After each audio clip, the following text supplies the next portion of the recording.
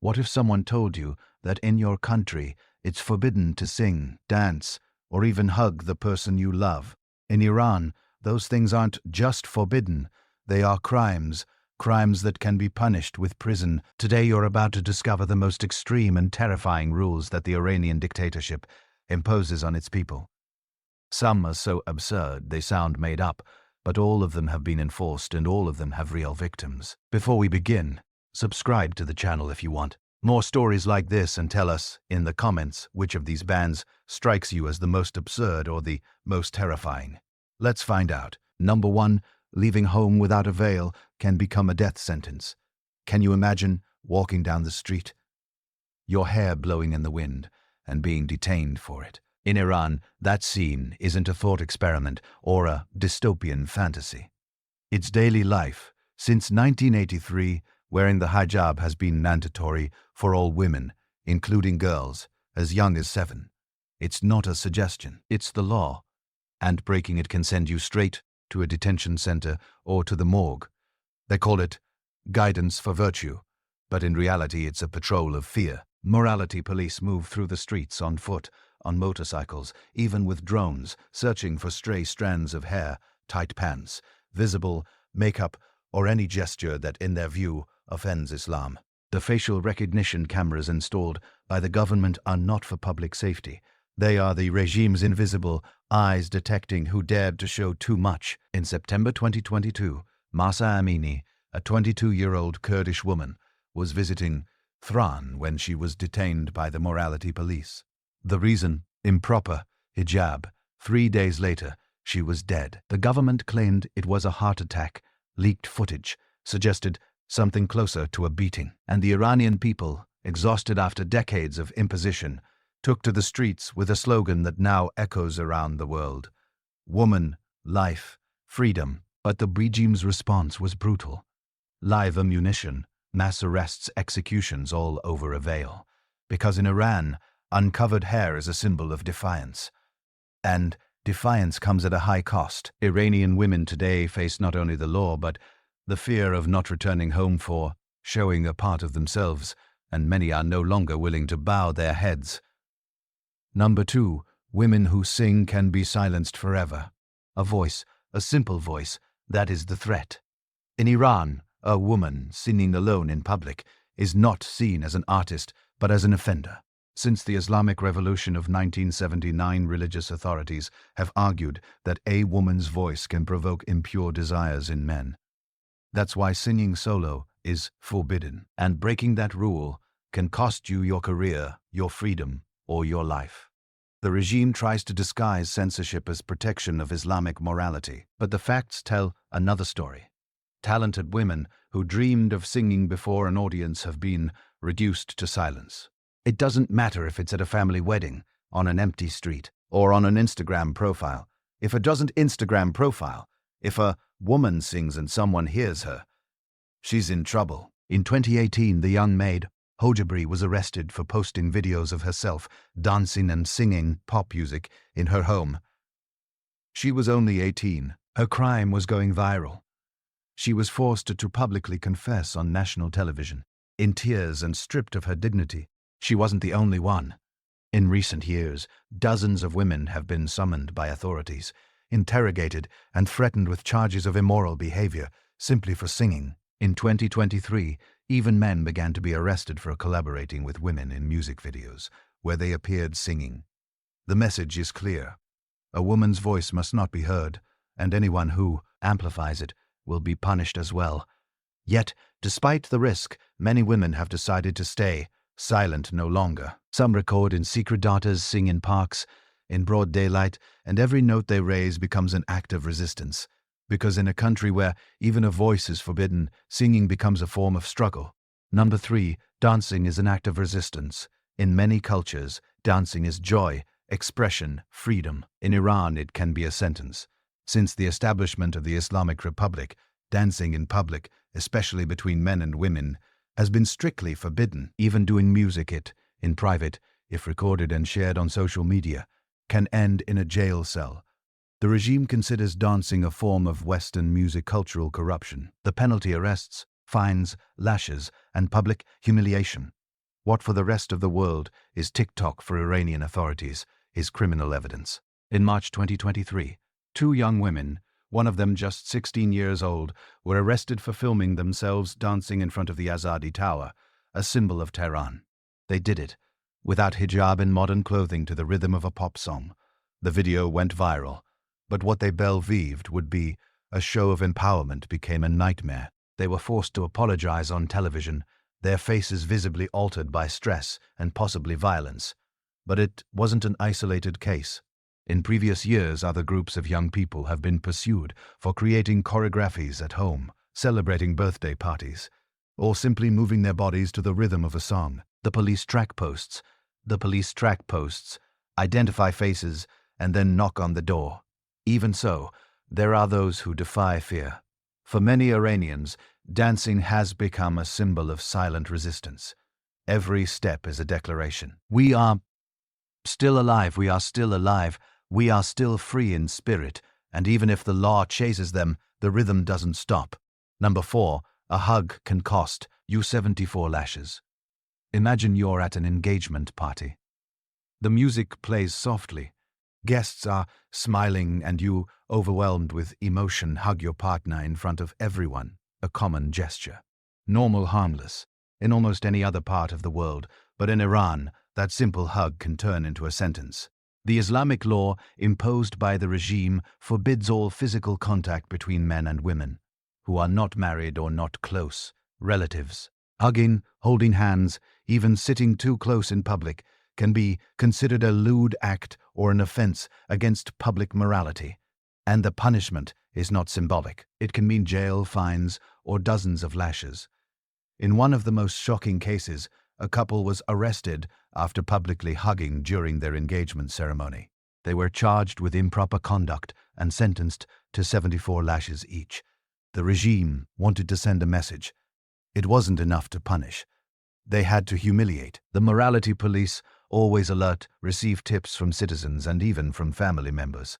Often, a photo uploaded to social media or an image captured on the street is enough to trigger an investigation, and once the system singles you out, the process usually ends in a forced confession and an exemplary sentence. Yet, even under these extreme conditions, displays of affection do not disappear. Young people risk sharing intimate moments, recording them in secret, or simply hugging while knowing they are being watched. Because, in a country where a hug becomes an act of rebellion, loving someone also becomes a form of protest. Number 5. A selfie can destroy your life. In much of the world, taking a selfie is part of everyday life. In Iran, it can be a step toward prison. A photo on social media, if it shows too much hair, too much skin, or simply too much skin, or simply too much freedom, becomes evidence against you. Because in the Islamic Republic, a woman's image must conform to a standard. Are they imposed by clerics and enforced by the police? The regime considers that showing yourself without a hijab, wearing makeup, or dressed in Western clothing promotes indecency.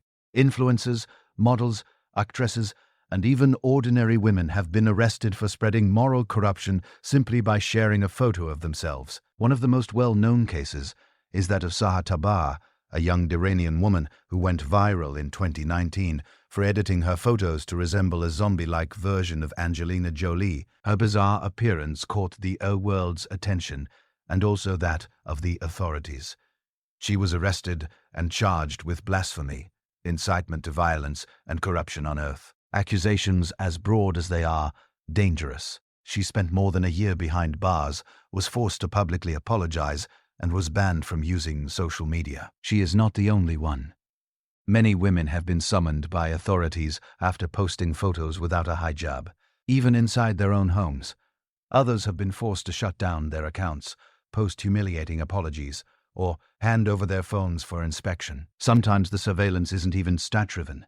Neighbors, co-workers, or conservative relatives file complaints. In a country where your reflection can be treated as a crime, your phone's camera is no longer a tool of expression. It's a trap. Number 6. A 9-year-old girl can be forced into marriage. In Iran, childhood can be forced into marriage. While in many countries a 9-year-old girl is just beginning to discover the world, in the Islamic Republic, she can already be considered eligible for marriage. Although the law sets the minimum age at 13 for girls, with judicial approval and the father's consent, it is legal to marry them off at 9. Behind that legal authorization lies centuries of tradition, religious arguments, and a deeply rooted patriarchal system. But beyond the rhetoric, the reality is brutal. Girls given away as dowries, sold to settle debts, or married to much older men to avoid family dishonor. In rural communities, this practice is even more common and less questioned, but the consequences are devastating. Dropping out of school, teenage pregnancies, domestic violence, mental health disorders, and in many cases, suicide. International organizations have repeatedly denounced the situation. But the Iranian regime has not only failed to ban these child marriages, it has at times promoted them as symbols of Islamic virtue and purity. The morality police do not intervene to protect the girls. They intervene to ensure they fulfill their role within the system. One of the most chilling cases was that of Romina Ashrafi, a teenager who tried to escape a forced marriage. Her own father beheaded her with a sickle while she slept. The sentence only 9 years in prison. In Iran, being a girl does not guarantee protection, and marriage is not always a choice. Sometimes it's a sentence. Number 7, protesting can be considered war against God. In Iran, raising your voice is not only dangerous, it is treated as sacred, but not in a positive sense. Protesting against the regime can legally be interpreted as moher, which means enmity against God. The consequence, the kind facts, the ger. The Iranian judicial system, deeply influenced by Shiite Islamic law, considers that opposing the divine order is equivalent to betraying God himself. Thus, a simple protest sign, a chant, or even a social media post can turn into a death sentence. After the death of Mahsa Amini in 2022, thousands of Iranians took to the streets, demanding justice.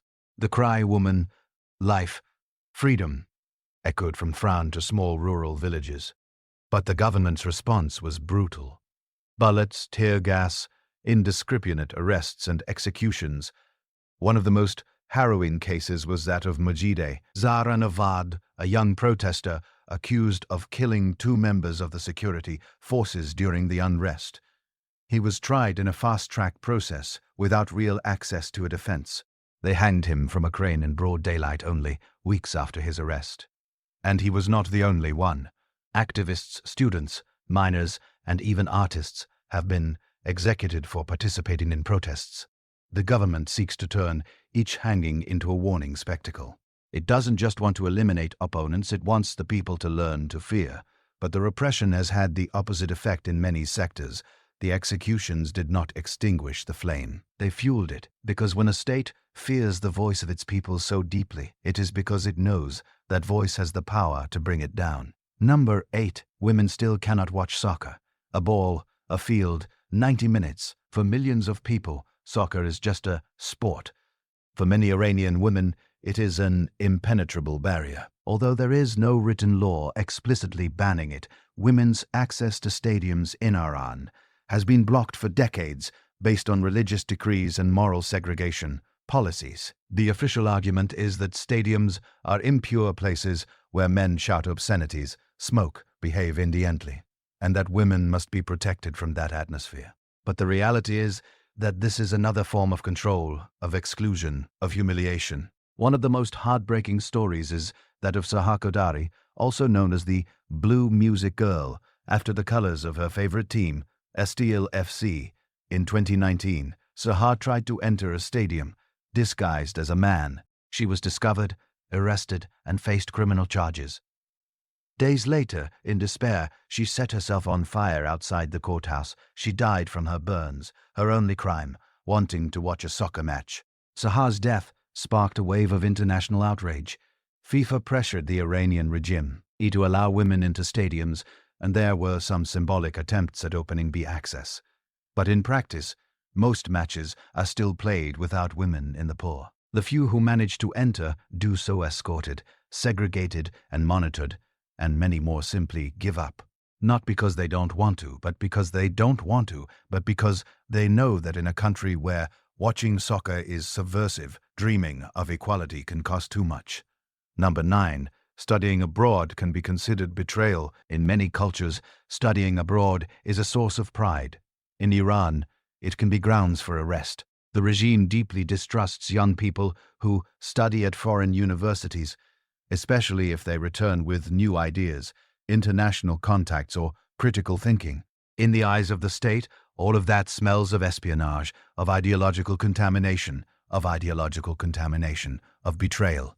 There is no formal law prohibiting studying abroad, but the Iranian security apparatus keeps strict surveillance over those who do. Upon returning, many students are interrogated by the Revolutionary Guard, forced to hand over passwords, have their electronic devices searched, or sign ambiguous statements. Some disappear. Others end up in pretrial detention without clear charges. One of the most emblematic cases involved several Iranian students who returned from academic programs in Europe and were accused of collaborating with foreign governments. They had done nothing more than study. But that music in today's Iran can be seen as a subversive act. The system is designed to isolate its youth, to control education, to silence voices that might question the regime. It is not just about protecting state secrets. It is about preventing new generations from bringing back ideas that could challenge the ideological monopoly of power. Even so, thousands of young Iranians continue to go out into the world with the hope of returning and building a better future. Some succeed, others pay the price. Number 10. An elderly prisoner can be executed. In many parts of the world, old age is respected, cared for, protected. In Iran, it can be discarded. The Islamic Republic is one of the few countries that still executes people over 70 years old, even after decades of imprisonment. Neither advanced age, nor physical decline, nor years behind bars serve as grounds for clemency. Iranian prisons are filled with political prisoners, activists, members of ethnic and religious minorities who have spent much of their lives locked away for crimes such as participating in a protest or belonging to an opposition group. Many grow old in damp cells without adequate medical care in inhumane conditions, but the regime does not forget nor forgive. In 2024, Ali Moazi, a 72-year-old political prisoner, was executed after spending 18 years in detention. His crime having participated in activities linked to the opposition. Despite calls for clemency from international organizations, the government chose to carry out the execution. What was meant to be a sentence became a slow revenge and then a final one. This policy not only violates international human rights treaties, it also reveals something deeper: a state willing to punish even to the last breath. A bureaucratic cruelty that finds no redemption, not even in the passage of time. In Iran, surviving prison does not guarantee life, and growing old does not guarantee life, and growing old does not mean the regime has forgotten your name. Being gay can mean the death penalty. In Iran, you don't need to commit a crime to be condemned. Sometimes being who you are is enough. Homosexuality is considered a serious offense under the country's Islamic law. The penal code punishes same-sex relations with lashes, prison, misuse, and in cases deemed severe, with the death penalty. There is no space for free love, nor for identity, nor for desire. The regime justifies these sentences under the charge of corruption on earth, an accusation so broad that it can be adapted to almost any situation. In practice, it means that any LGBTQ+ person lives under constant threat, even without having committed any visible act. In 2022, 2 men were executed in secret for alleged sodomy. Their names were not released to the Iranian public, nor was there an open trial. Human rights activists reported that the process was opaque with no guarantees of defense. They were not criminals. They were a couple. Many more live in the shadows. They move to different cities, hide their relationships, lead double lives. Because in a country where even suspicions can kill, silence becomes a survival mechanism. LGBTQ+ organizations are banned, activists are arrested, and any attempt at visibility is labeled Western propaganda. What in other places is pride, in Iran turns into fear. Number 12. Using Instagram and X is illegal. Posting a story, liking a post, following someone. In Iran, these simple and everyday actions can become criminal acts. The regime blocks social media platforms such as Instagram, Twitter, Facebook, Telegram, and YouTube, considering them tools of cultural infiltration by the Western enemy. Officially, they are banned, but millions of Iranians use them through VPNs, and that too is punishable. Simply attempting to access a free internet connection can put you in the crosshairs of authorities. Arrests have been reported for online activities that anywhere else in the world would be considered harmless or irrelevant. Influencers, journalists, and digital activists have been prosecuted on charges such as propaganda against the state, spreading falsehood, or insulting Islamic values. And many are forced to delete content, shut down their accounts, issue public apologies, and completely abandon their online presence. In 2023, reports from exiled media revealed that the government had developed spyware apps disguised as local social networks designed to monitor and track users who accessed foreign sites. Even some Instagram accounts managed from inside the country were used as bait to identify dissident. The message is clear. In Iran, sharing can cost you your freedom. Digital control is not just censorship. It is surveillance, intimidation, and punishment. And yet, thousands of people continue connecting, creating, resisting with every post. Number 13. Changing your religion can cost you your life. In Iran, faith is not a personal choice. It is a state obligation. Religious conversion, especially from Islam to Christianity, or the Baha'i faith, is considered apostasy, a serious crime, punishable with prison or even death. The Iranian constitution recognizes only Shiite Islam, Armenian Orthodox Christianity, Judaism, and Zoroastrianism as tolerated religions, but only in technical terms. In practice, any attempt at preaching, forming house churches, or conducting secret baptisms can lead to immediate imprisonment. And if the convert is a former Muslim, the risk of execution increases bar. One of the most emblematic cases is that of Yusuf Nadakani, a Christian pastor sentenced to death for apostasy in 2010. His crime, abandoning Islam. After intense international pressure, his sentence was overturned. But he still spent years in prison and was detained again in 2018 for activities against national security. And he was not the only one. Leaders of house churches have been arrested for holding secret services. Converted Christians have been beaten during interrogations. Bahis have been expelled from universities, barred from working in the public sector, and their cemeteries have been destroyed by the government itself. The regime fears any form of faith that escapes its control because changing religion is for them more than heresy.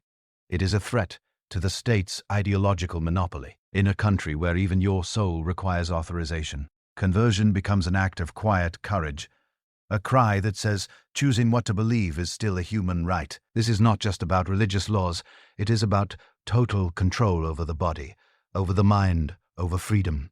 But the most terrifying part is not what is forbidden, it's what has been normalized. It's watching a 9-year-old girl get married and calling it tradition.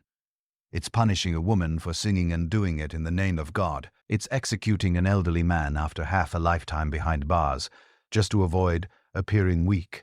And yet, the people resist. Women who defy the morality police, young people who dance in front of hidden cameras, individuals who risk their lives for love, for faith, or for a simple hug. Because in a place where almost everything is forbidden, living, music with dignity becomes the greatest act of revolution. These prohibitions are not just facts. They are open wounds. They are real stories. They are reminders that freedom, the kind we sometimes take for granted, comes at a high price, and that there are those still paying it every single day. Thank you for watching all the way through. If you enjoyed this video and are passionate about this type of content, subscribe to the channel so you don't miss the next video and discover more compelling stories. See you in the next video.